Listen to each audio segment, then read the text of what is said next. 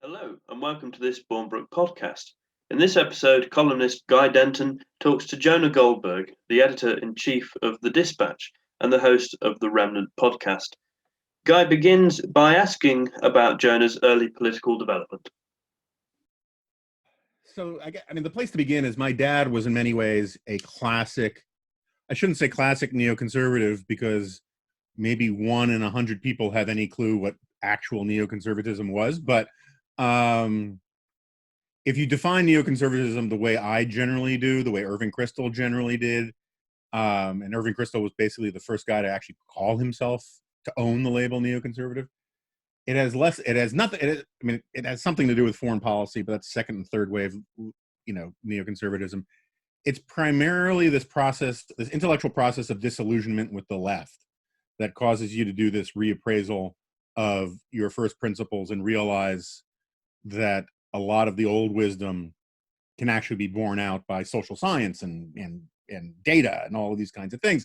And that's why the original neocons were mostly social scientists who had been mugged by reality. And if you look at the early crowd around the public interest, they were like that. My dad was sort of, even though he didn't know much about neoconservatism as a thing, that was very much my dad. He was a very intellectual guy. His idea of a good time was either going to the museum, going to the other side of the couch to read a different magazine or book, or going on long walks with his sons to talk about how terrible communism was. And that was about 80% of his hobbies right there. And I wish my father could have taken me on such walks. Yeah, no, it was great. He would, literally push me on a swing while talking about, the Serbian Black Hand movement. He was an interesting guy. So a lot of that rubbed off on me as a kid. My parents were less political than a lot of people think they were, but they were definitely plugged into journalism and media and all that kind of stuff. And a lot of that stuff rubbed off on me as a kid. Growing up in New York City in the 1970s is, the best way to be mugged by reality is to be in reality actually mugged. So New York in the 1970s and early 80s was a way to sort of get imbued with a certain sort of, New York Post style conservatism. And then, but I never wanted to go into journalism or any of that kind of stuff. For the longest time, I wanted to write comic books and science fiction novels. I went to college, discovered that I actually had an affinity for a lot of the political journalism kind of stuff.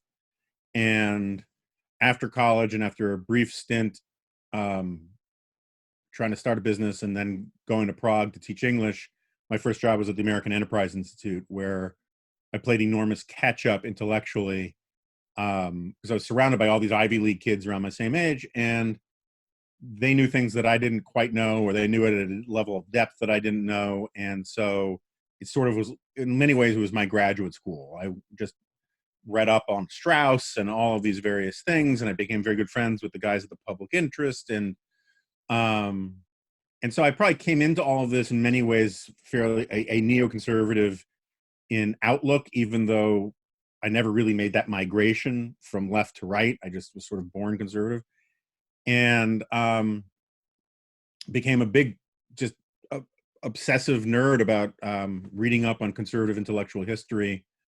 I have this theory that there are a bunch of eggheady nerds like that I'm in the circle of, who have, one of the reasons why they liked comic books as a kid is because they're obsessed with origin stories.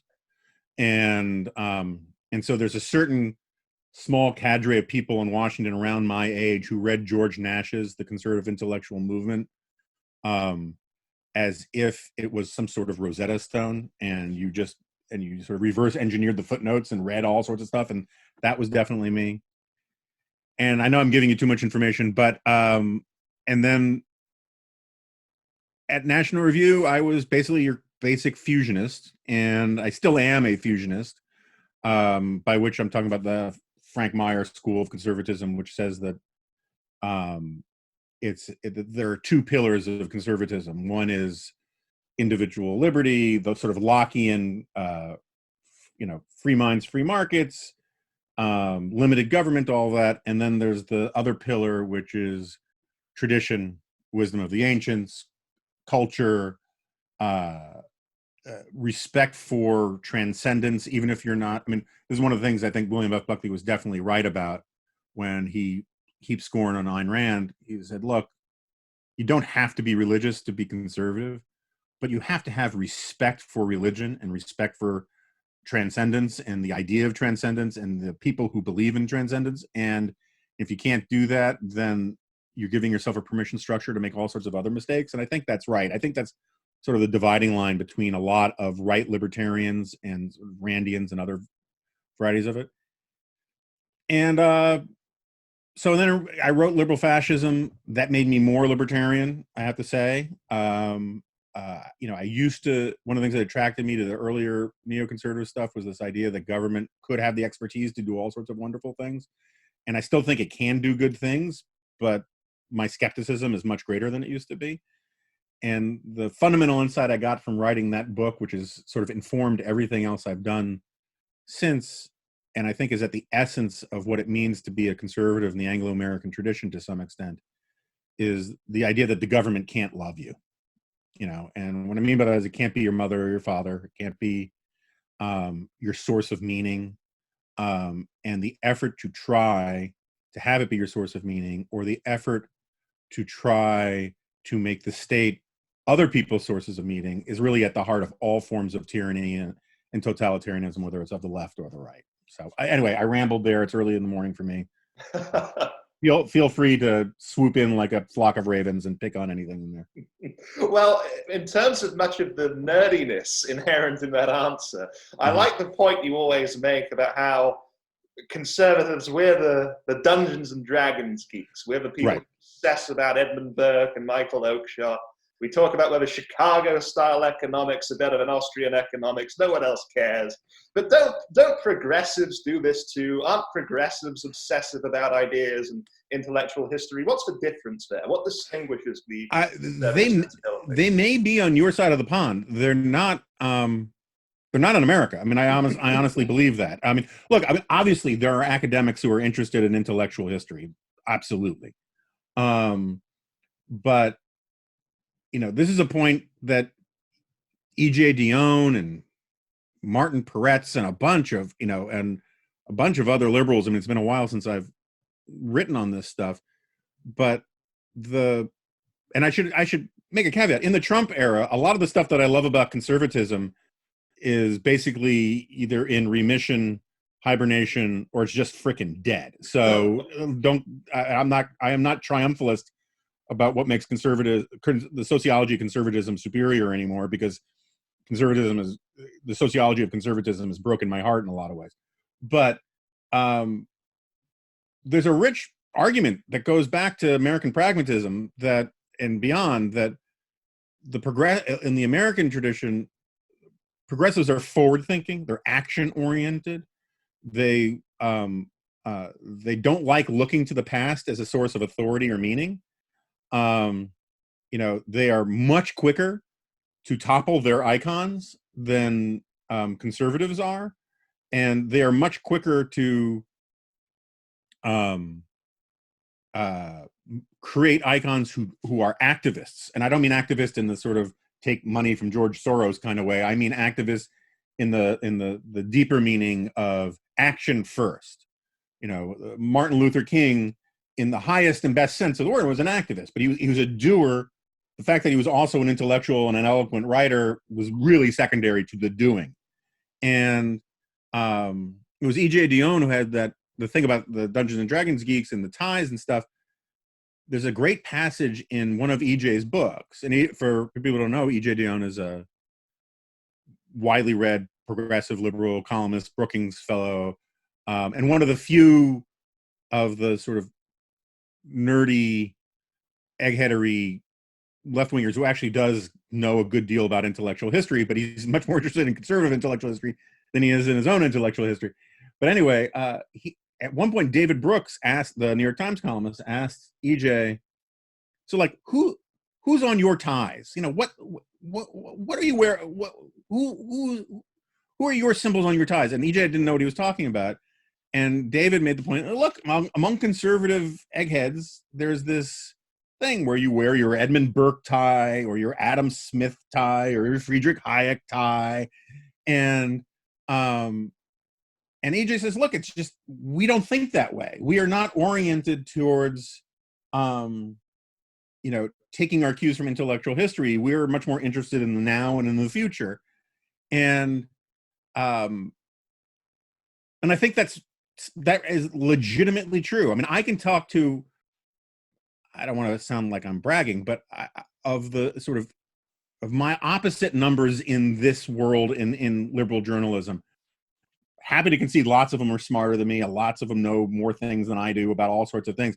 I probably know more about their side's intellectual history than they do by several orders of magnitude. Now, you might argue that I have a tendentious or incorrect interpretation of their intellectual history, but I can talk about Herbert Crowley a lot longer than almost anybody who works at the New Republic can, and Herbert Crowley founded the New Republic. And so I honestly believe that, and I think that in part gets to my point about how that liberalism operates more as a political religion than conservatism does, because conservatism has traditional Anglo-American conservatism, which I will just use the term conservative for until you want more specificity. Conservatism has within it this source that there's something outside of politics that gives you greater meaning. There's something outside of politics that is the source of transcendence and the author of morality and all of these kinds of things. While there are certainly many while there are certainly many religious liberals, within liberalism itself, liberalism is the source of its own, and when I mean our progressivism itself is the source of its own meaning. It's the source of its own transcendence. It's the source of its own codes of morality. And it doesn't look outside of itself. Rather, what it tries to do is bend the institutions outside of itself to its agenda rather than the other way around. It's a matter of orientation. So when you go to young liberal events, which I've been to many of, lots of what the kids say has less to do with policy and the trade-offs inherent in economics and governing, and more to do with testifying. I believe that we shouldn't live in a world where X comes at the expense of Y. I believe that we shouldn't live in a world where we can't have windmills and space travel. All of these various things. And it gets to this idea that I think is inherent in all political religions, that there's no such thing as hard choices. There's no such thing as serious trade-offs. That good thing X doesn't have to come at the expense of good thing Y. We can do it all, which is very much a utopian religious point of view, rather than the more sort of flawed, crooked timber of humanity. The perfect world is the next life, not this one, that is inherent in traditional conservatism. I spoke to, in terms of where the conservatism is today, I spoke to David French not too long ago and asked him a question that he was quite taken with, namely that given the many divisions that David has, of course, experienced firsthand, and his feuds with Sohrab Ahmari and so on, that are currently consuming the right to a certain degree, what are some of the key principles or dispositions that you believe should unify and animate all conservatives, regardless of where they specifically stand? Yeah, it's a very good question. I think that, and I'm glad you at the very least asked for a plural answer rather than a singular answer, because I think, I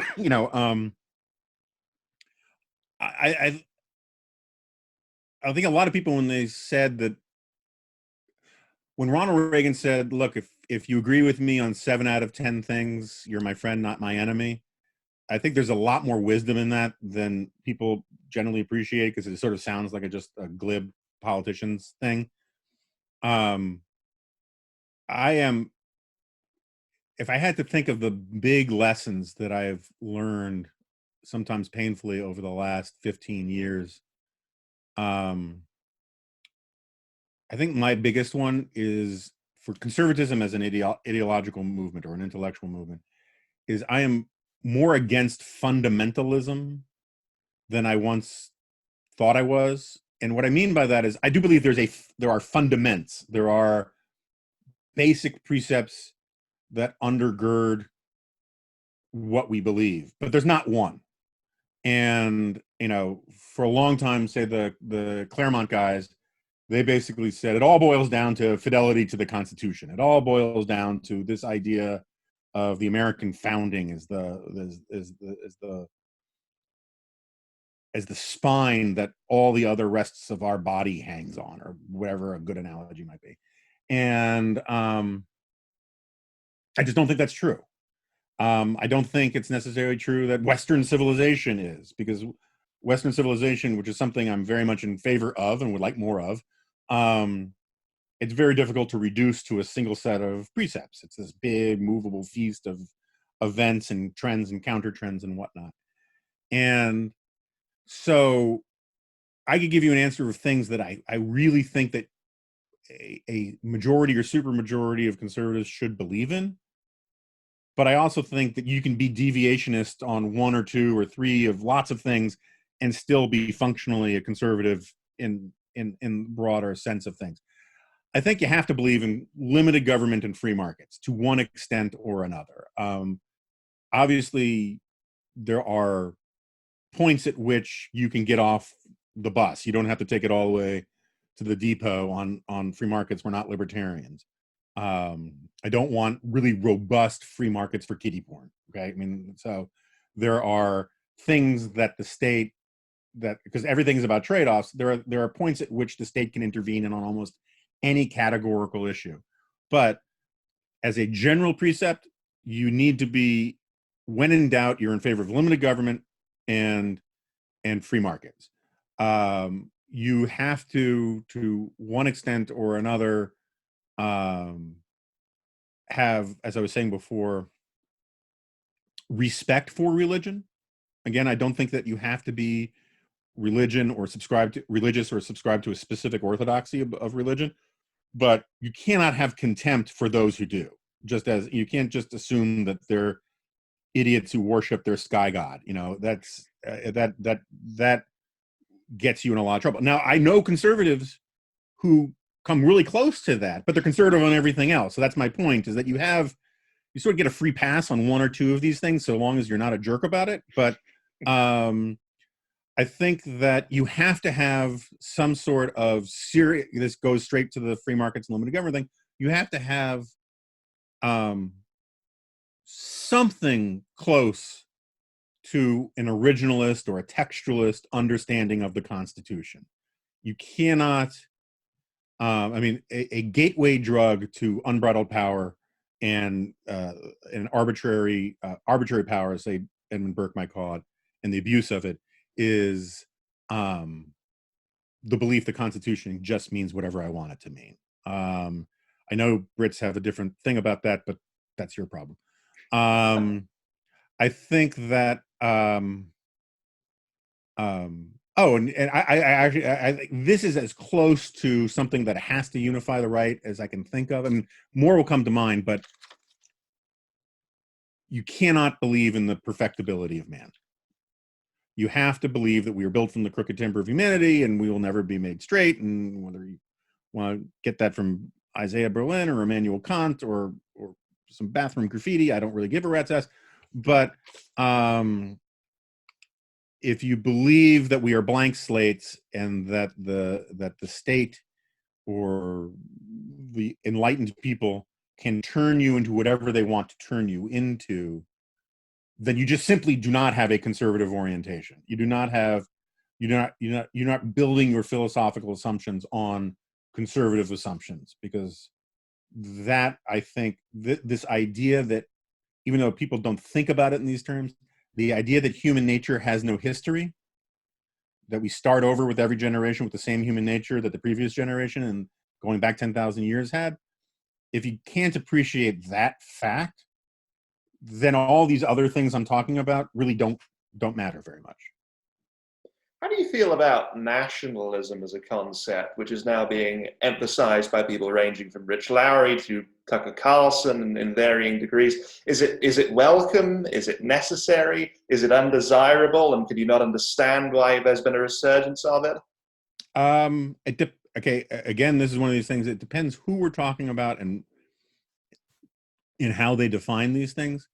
I'm very much in favor of nationism, in the sense that, which I think is about almost all of Yoram Hazony's good arguments are about the importance of having nations and sovereign nations with defined borders.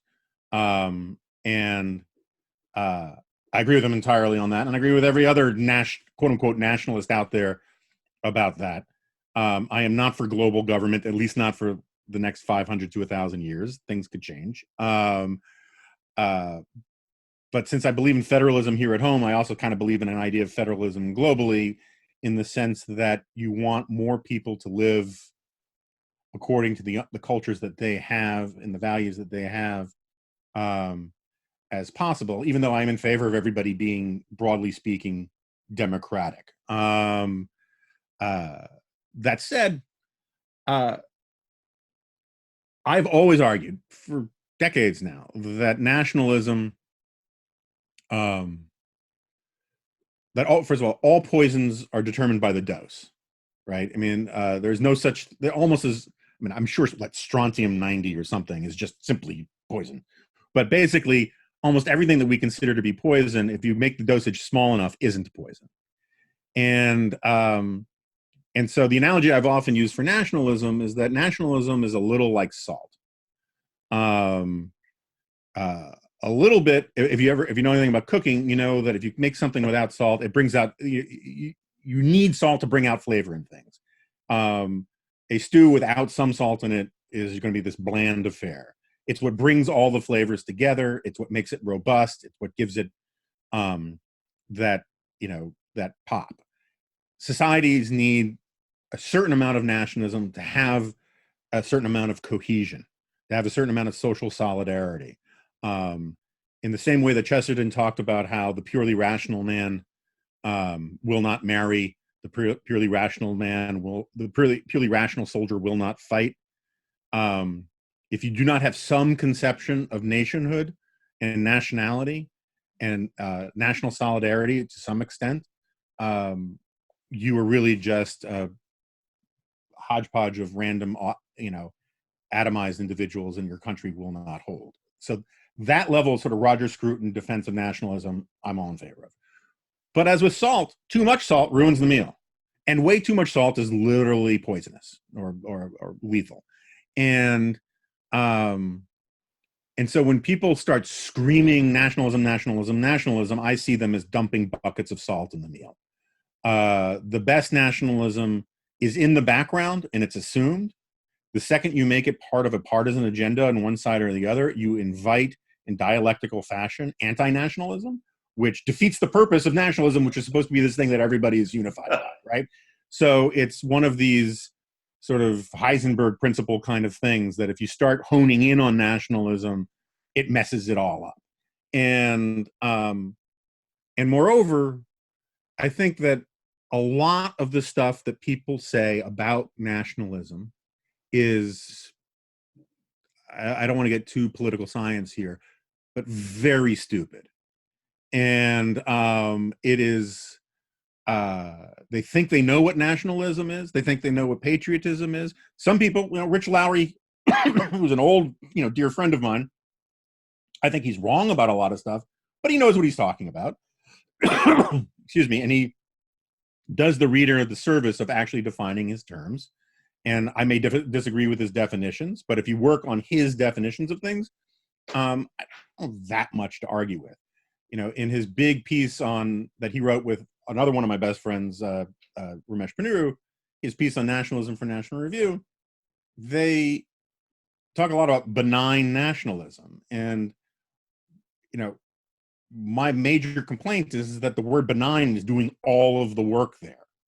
Right? Because if you didn't have benign nationalism, if you didn't have the word benign there, you would have to make all sorts of other arguments, and that just it heads them all off at the pass. It short circuits the whole thing. So my larger problem with nationalism, and I think it's sort of telling that if you go back and you read conservative writing going back a century in America, there's very little talk about nationalism as a good thing. It's not part of the conservative lingua franca. It's not a major argument of anybody of the founders of National Review. There's talk about patriotism, which I think is different than nationalism. And so did most of the founders of National Review. And so did most of the other leading lights of conservatism. So this introduction, this sort of rediscovery of our true nationalist roots stuff is kind of an invented past, because I have a hard time believing that Frank Meyer and Russell Kirk and all of these people just missed this central organizing principle of conservatism, and what it took for people to sort of see the light and have it illuminated in their rearview mirrors was the arrival of Donald Trump. And this is one of my great problems with it today, is that it is a post hoc rationalization to justify a lot of Donald Trump's bullshit and give it some grand ideological framing that it doesn't deserve, and in the process throw out an enormous amount of conservative dogma and intellectual spade work that has been done over generations. And in 2008, when I was writing about nationalism and liberal fascism, not a single one of these new nationalists had any problem with my point that nationalism and socialism are essentially the same phenomenon when you look at them objectively. If you're a visitor from Mars and you look at how socialism in one state has worked out everywhere it's been tried, and nationalism in one state everywhere it's been worked out, they are essentially kindred phenomena. They're not identical, but because they play on different emotional centers to a certain extent. And that's one of these revelations that I've had, which we can talk about if you want. But I think that, if you go back and you read a speech by Fidel Castro, and you take every use of the word socialism and replace it with nationalism, and if you take every use of the word nationalize and replace it with socialize, and vice versa, you don't change the meanings of any of the sentences. When you nationalize healthcare, you socialize medicine. They are, as a matter of public policy, largely the same thing. Moreover, one of the problems which conservatives used to recognize in nationalism is there's no limiting principle to it. Right? The whole point of conservatism as a political program is to recognize limiting principles, starting with limited government, right? Starting with the nature of human nature, like that it is limited in how far you can stretch and bend and fold and mutilate it to turn it into something. And within nationalism, there is nothing that says we should be this nationalist and no farther. The only things that limit nationalism are the things in a country's specific culture that are anti-nationalist, that say, like the Bill of Rights, which says, I don't care if the entire frickin' country is for making vanilla ice cream the only flavor. If one guy has the Bill of Rights, is the First Amendment on his side, he can say no chocolate is better. And that is a limiting principle. And so if you look at the actual history of how nationalism plays itself out, the argument is, and I know that German words are scary, and I don't mean to make it as a Nazi analogy, but the whole idea is like the Volksgemeinschaft, right, expresses itself in a singular leader who binds together the entire spiritual folk community, and we are all in it together, and yada, yada, yada. And it's the cult of unity with lots of bells and whistles, and I don't like the cult of unity. And what nationalism says is that the federal government and the central government, and the leader of the central government in particular, is the person who has the foremost legitimacy to represent what the quote unquote national will is. And that's a problem. That's not what conservatism believes in. Conservatism believes in a rich diversity of different communities. It believes in, pushing power down to the most local level possible. And I think one of the most underappreciated, and I have to admit, I didn't appreciate it for years, back when I was much more sort of hawkish in foreign policy. I heaped a lot of scorn on Randolph Bourne's writings about our enemy, the state.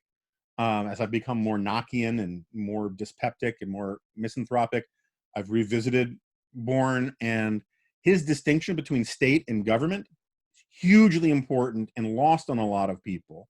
And when we start turning government into, in his terms, because I understand this thing gets confusing for people, when you turn government into the state, right? Government is simply this friggin' quasi-inept mechanism that figures out how to fill potholes and pick up garbage and collect taxes.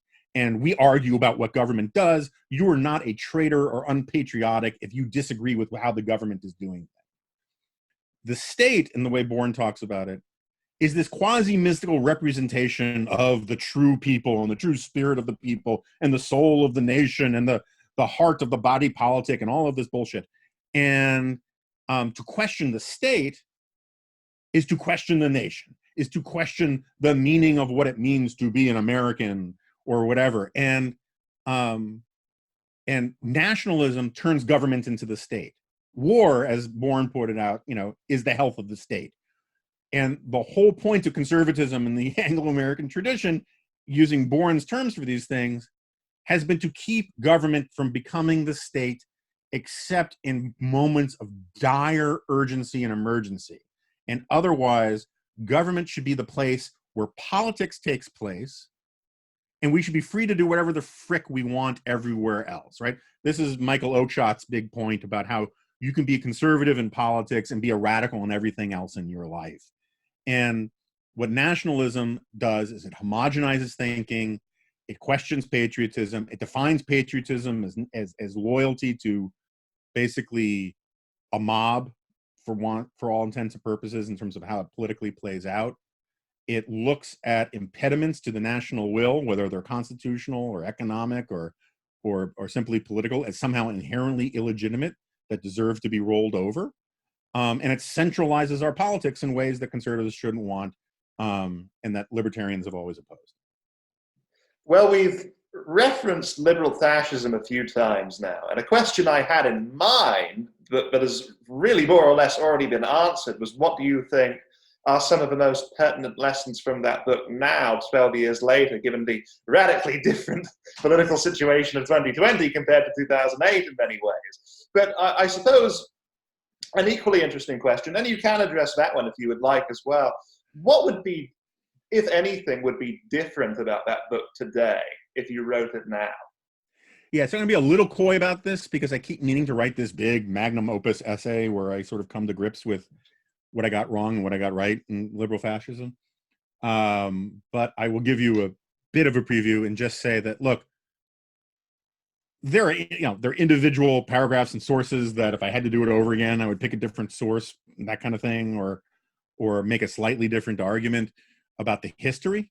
But I basically am very comfortable with the first 4 chapters of that book. I may not have called, it was probably too trollish to call Adolf Hitler a man of the left, and that kind of thing. There's some things I wish I had done differently.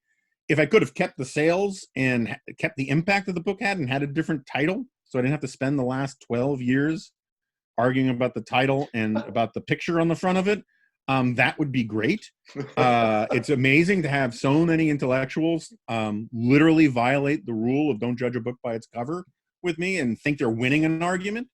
But and just for people, reading this or listening to this or whatever, people should know it's H.G. Wells is the guy I got the title from, and H.G. Wells was this massive influence on progressives here and in the UK. And he meant liberal fascism in a good way, not in a pejorative way, which was the irony of it. He also called for enlightened Nazis. And I always wondered how much better my book would be perceived if a guy named Jonah Goldberg had written a book called Enlightened Nazis. But so I'm very comfortable with the in broad brushstrokes, the first 4 chapters. I'm very comfortable with a few of the other chapters about eugenics. Again, some people have said, oh, this number is not this, it's that. That's all fine. I generally think I think the research in there stands up very, very well. The general arguments that I made about the history of the progressive movement in the United States. I love watching all of these people coming around to my view on Woodrow Wilson and giving me zero credit for it.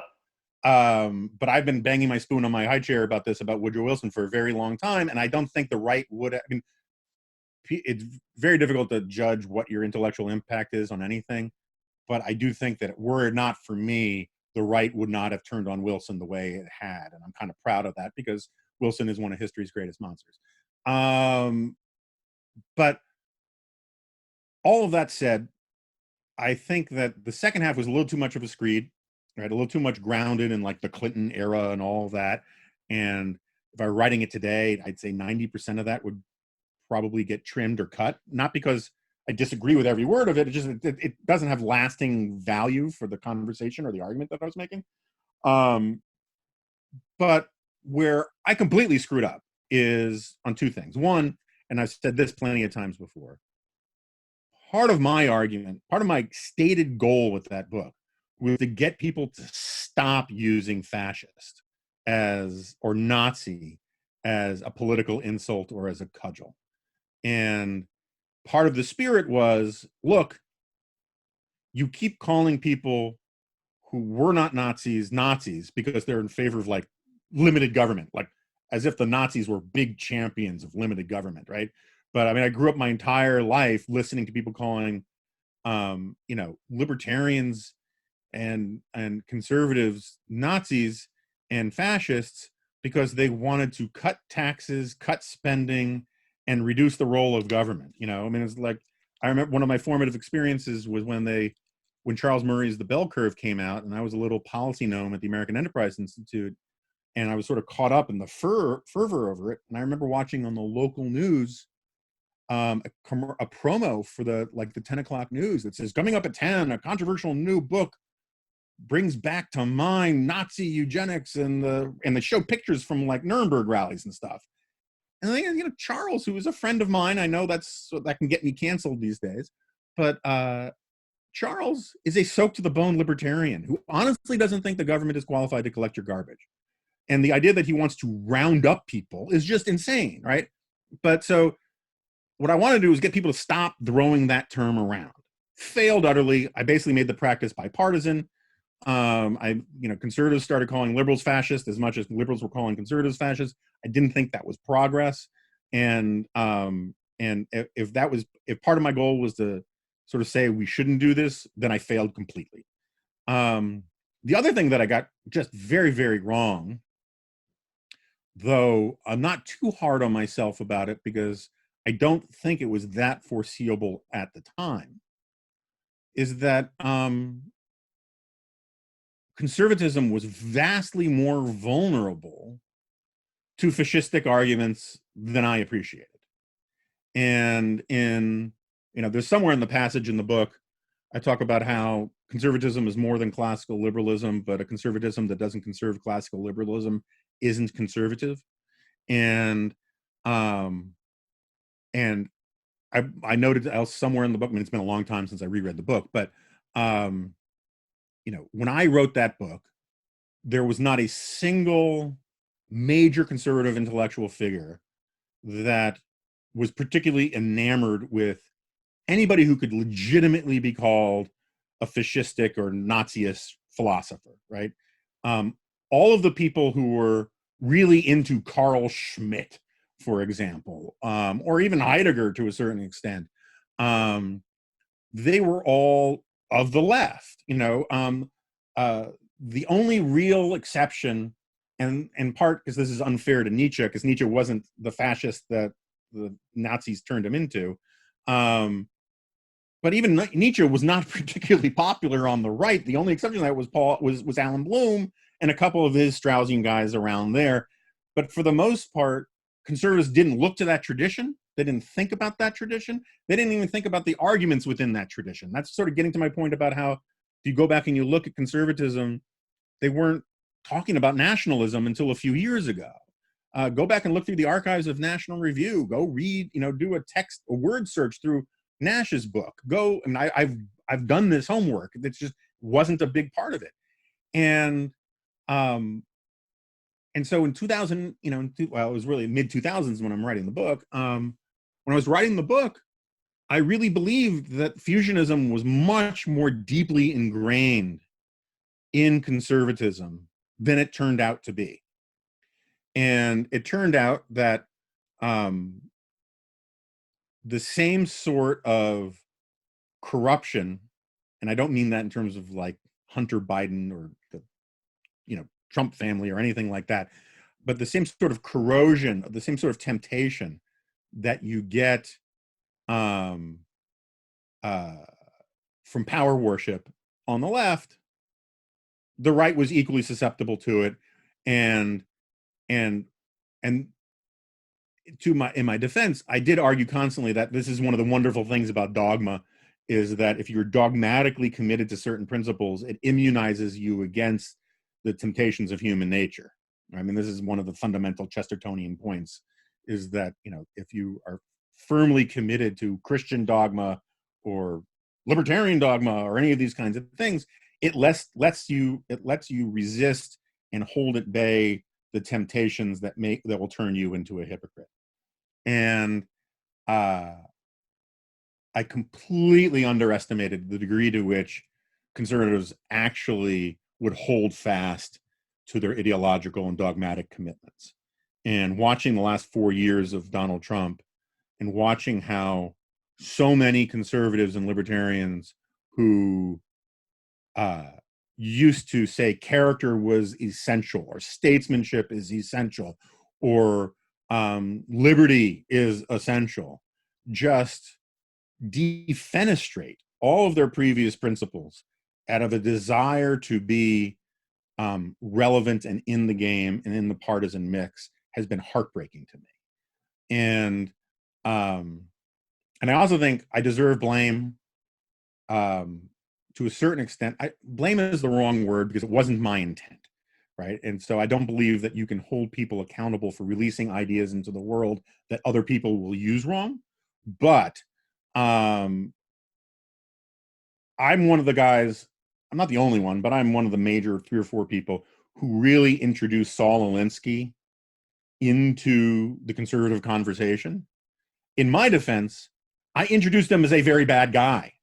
I said that what he wanted to do was fundamentally illiberal and corrupt and dangerous. I even pointed out that he's sort of, I mean, not entirely, but he's sort of dedicated Rules for Radicals to the devil, which should have been a sign. And I know people disagree about what he certainly, one of the epigrams at the front of it, which looks an awful lot like a dedication, is to Lucifer, right? So anyway, take it as you will, but seems innocuous to me. I don't know why that it seems to me like if you leave doubt about whether or not you are like celebrating Lucifer, you need to hone your prose a little bit more. So, but regardless, the whole point of Alinskyism is to say that ends always justify the means. I mean, Alinsky famously said, of course the ends justify the means. What else would they do, or whatever the quote is. And Alinsky's fight fire with fire, not even fight fire with fire, but fight the Chicago way. If they bring a knife, you bring a gun kind of thing, that lying, cheating, dealing in bad faith, breaking the rules whenever you can get away with it style of politics, I condemned then, I condemn now. The thing that is a problem is that I somehow played some role, small, big, whatever. I played some role in convincing conservatives that the left was super successful at these things, and therefore the only way the right can beat them is to do it too. And I think that's sort of, if you can't beat them, join them, thinking is morally bankrupt and deeply pernicious, and does true violence to the best parts about America. And if conservatism simply becomes sort of like what pragmatism enabled progressivism to come for long periods of time, simply a cult of whatever you can get away with, then I do think America is doomed, because conservatives don't always have all the right answers, But if there isn't somebody defending the Constitution, if there isn't somebody saying, hey, maybe we should wait a little while longer and study this more before we leap in with both feet. You know, if conservatives aren't playing that role as the brake, working against the accelerator, then America, I think, will have irreversible problems. And if conservatism just simply becomes a form of tribalism, that our team should just win and we don't care about the rules anymore, then no one will care about the rules. And so what I got wrong about, so if I were going to rewrite liberal fascism today, or if I'm going to write this masterful, amazing essay that no one will publish today, I would basically argue that I stand by, for the most part, my arguments about progressivism and the history of the left and the nature of Mussolini's regime and the nature, with some exceptions, of Hitler's regime, and certainly the evils of the Wilson administration and the problems with FDR. I would stand by all that stuff. In fact, I've found all sorts of stuff since then that would bolster my case. I mean, I highly recommend to people who think I'm just making stuff up in a crank, they should read Wolfgang Schivelbusch's The Three New Deals, which really is a great little book on this stuff. But what I got wrong was the sense of superiority about conservatism. Not in the sense that I don't think the conservatism as I was describing it was superior. Of course I do. I mean, it's why I'm a conservative. If I thought progressivism were superior, I would be a progressive. It's like my friend Ramesh Ponnuru likes to say, of course I think all of my positions are the right ones. If I didn't think that, they wouldn't be my positions, right? So yes, I think sort of fusionism inspired, classically liberal, constrained conservatism is superior to all the other political philosophies. Flatly still believe that. What I got wrong was this idea that somehow conservatives were, or at least suggesting that the problems I delineated about this sort of fascistic impulse, that somehow conservatives in the Anglo-American tradition were somehow permanently immune from, when in fact, even as I was writing it, that immunity was starting to dissipate very quickly. And that is one of the reasons why we can't have nice things. I read The Tyranny of Clichés before I read Liberal Fascism.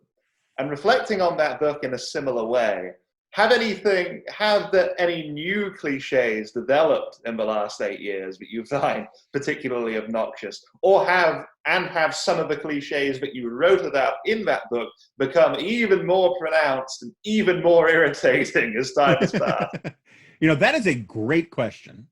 And unlike a lot of the other questions, I mean, I don't get interviewed a lot, but a lot of the other questions I have mused and contemplated in my quiet hours on my own about quite a bit. On this one, I have not put a lot of thought into that, so you're catching me thinking on the fly here. I wish I had it right in front of me so I could at least go through the table of contents, but I think that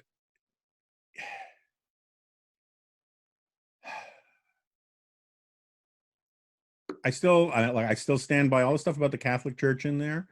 I wish I'd written more about nationalism in it. I mean, it's in there, I believe, but it's sort of scattershot. I think that I'll tell you. I mean, I'm just thinking out loud. I mean, part of my assumptions in that book were that partisanship, and to some extent, was a healthier and better thing than I think it is now, because I took the stability of the country and our politics more for granted in 2010, 2011 when I was writing it. But no, I mean, I can't think of any, and I still believe that partisanship is a good thing, but what you need is a partisanship that isn't like this sort of tribalistic nonsense that we have today, but more of a sort of two healthy, strong parties competing over ideas with each other. I'm a big believer in that.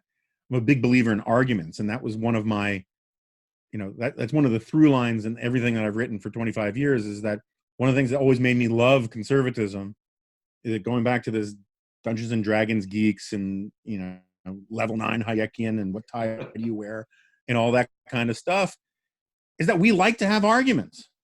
We like to debate where to draw lines, where the trade-offs were. The best arguments are really intranecine on your own side, because you share so many assumptions that you can move downfield towards sort of like, where does your principle, where does your emphasis go one way and my emphasis go another? And what bothered me so much, what drove me to write that book in some ways, was that what bothers me about the cult of unity, which so defines the left over the last 100 or 1,000 years, however you want to define it, is that it is fundamentally contemptuous of arguments. And I always thought that the strength of the conservative movement is that we were willing to have these arguments. We debated amongst ourselves. That kept us internally honest. It kept us aware of where our dogma was, where are the trade-offs between freedom and order, liberty and virtue, and all that. And so, if I were going to do that book over again, I'd probably get rid of both the title and the subtitle, because the title was terrible. I personally don't mind it, but first of all, I discovered on the book tour that something like 20% of right-wing talk radio hosts don't know how to pronounce the word cliché. And there's something incredibly awkward, and you need a German word for the awkwardness involved, and hearing someone say, "Up next, Jonah Goldberg and the Tyranny of the Clichés." And also it sounds like a medical condition. It does. And it also, but the book title in a lot of ways sounds like a sort of steroidal, strunk and white style guide rather than like a serious argument about anything. And the book's inspiration was Robert Nisbet's Prejudices, which is still one of my top 5 favorite books. And but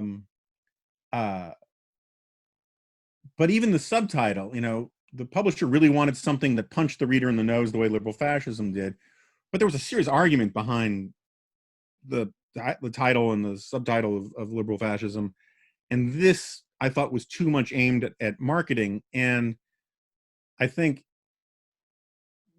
one of the things that's changed a lot is that because the right has become so much more populist, so much more nationalist, and so much less interested in arguments and ideas, that a lot of the cheating that I ascribe to liberals in that book is also being done by conservatives today. They have their own cliches, cliches about nationalism and whatnot. I guess one of the ones I would probably add is, now that I have time, now that I filibustered enough to think of an answer to your question, disruptor. I don't know what the exact phrasing of it is, but the way in which so many people on the right justify everything that Donald Trump does because he was elected to be a disruptor is so crammed full of bullshit that it would take a team of 10 men to unload all the fecal matter. First of all, inherent in this idea about how he's the elected president is that, particularly if you're a nationalist, is that he's supposed to be representing the nation. Very weird nationalism where you don't win the popular vote, right? How are you reflecting the authentic totality of the nation when really the only group of voters you care about and spend any time pandering to are the base voters, leaving about 65% of the electorate wondering, what are we, chopped liver? But moreover, this idea that like being a disruptor in and of itself is a justification for something, whether or not you ran as one, is just nonsense on stilts. It's sort of like, which I've written about before, people who openly admit that they're taking a position because they're a contrarian. Contrarianism, absent any other mitigating or extenuating circumstances, is one of the more rarefied forms of asininity. If if everybody in the room says, okay, here's what we know. The Apollo spacecraft only has 22 hours left of oxygen. And you're like, well, wait a second. Do we really know that humans need oxygen to live? You're a jackass. You are not helping. You're not being cool. You're not like going against the grain. You're not some sort of maverick. You're a buffoon. And so when people, you know, and it's very similar with your disruptor. You know, if all you're doing is being an uninformed bully who's ignorant of the of the responsibilities of the job that you've gotten, and you're narcissistically just simply trying to get as much attention as possible, saying, well, he was elected to be a disruptor, is the moral equivalent of saying, well, he was elected to be an asshole. I mean, it's just not an argument. And so that would be one that would be in there. I would have to work on it a little bit, but you know, there are so many things that Trump says that have no intellectual coherence to them. I mean, usually when Pat Buchanan would say things when he was working as a politician, or even Ronald Reagan, they were very much like icebergs, where you just see the tip. And when you see the tip of the iceberg, the whole point of the phrase tip of the iceberg is that it implies this massive thing underneath, right? And so when Reagan would make invocations to the shining city on a hill, or, you know, Pat Buchanan would talk about a republic, not an empire, you knew that beneath the sort of bumper sticker boilerplate of that, there was this mountain under the surface of meaning and history to it. Donald Trump is a man devoid and completely cut off of historical knowledge. And so when he says things like the silent majority, I mean, he literally had to be reminded by, I think, Bob Costa, a reporter for the Washington Post, where we got the phrase silent majority, because he didn't know that it came from Nixon. He's like, is that where that came from? Another reporter gave him the term America First. And Trump was like, oh, I like that. That's great.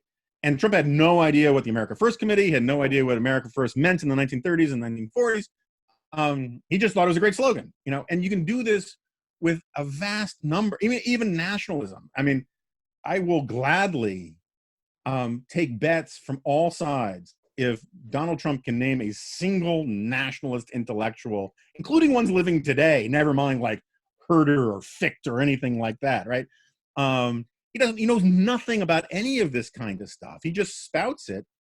And so it would be good fodder for some of these cliches to work through. The problem is that he's not even trying to win arguments. He's just trying to steamroll over arguments, which is a different thing. It's bullying. It's not rhetorical sleight of hand. Thank you, Jonah. This has been a lot of fun. I hope we can do it again sometime. Happy to.